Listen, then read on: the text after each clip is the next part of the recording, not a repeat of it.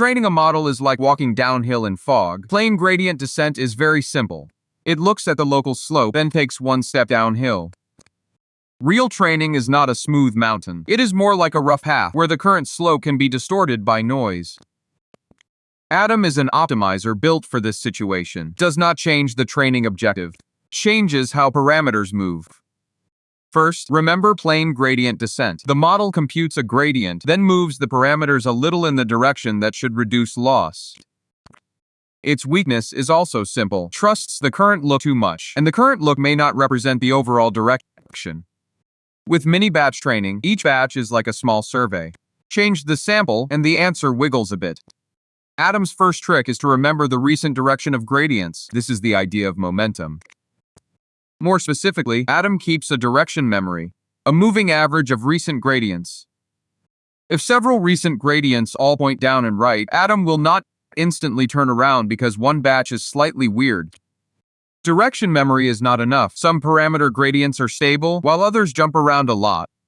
Adam's second memory is a moving average of squared gradients. It records how intense that parameter's recent movement has been. After squaring, positive or negative direction matters less. The size of the change becomes much more visible.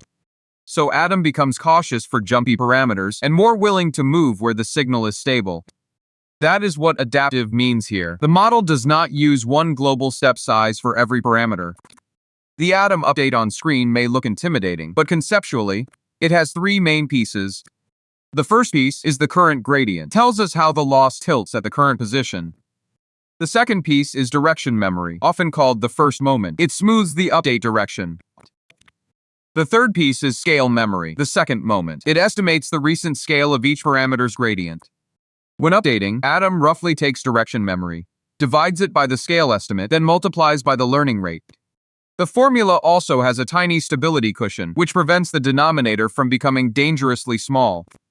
There is one more detail. Both memories start from 0, so the first few estimates are biased too small. That is why Adam uses bias correction. It rescales the early estimates, so the optimizer is not overly timid at the beginning. You can think of Adam as an experienced hiking coach. Plane gradient descent sees the ground under your feet. Adam also watches the recent trend. It asks whether recent steps pointed the same way. If they did, that direction becomes more trustworthy. It also asks whether this ground is jumpy. If it is jumpy, step smaller. If it is stable, step more confidently. That is why large model training usually does not rely on the most naive form of gradient descent alone. With many parameters, different scales, and noisy mini-batches, Adam's memory and scaling become very useful. But Adam is not magic. It makes parameter updates steadier. It does not guarantee better data, a better objective, perfect generalization. Practice, you will often see Adam W. A useful first intuition is that Adam W is a cleaner practical variant of Adam with weight decay handled separately.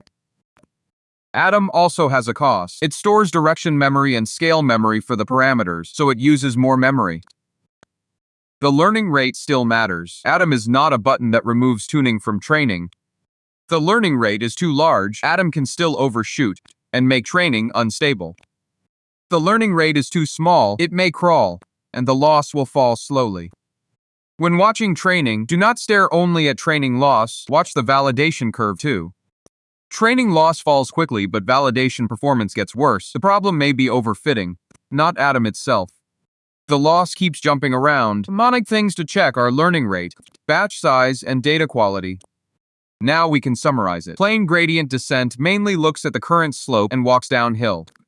Adam adds two memories. One remembers recent direction, and one remembers how jumpy each direction has been.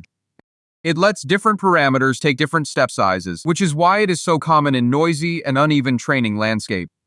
So Adam does not replace the training goal, gives the model a smarter, steadier way to move through complicated terrain.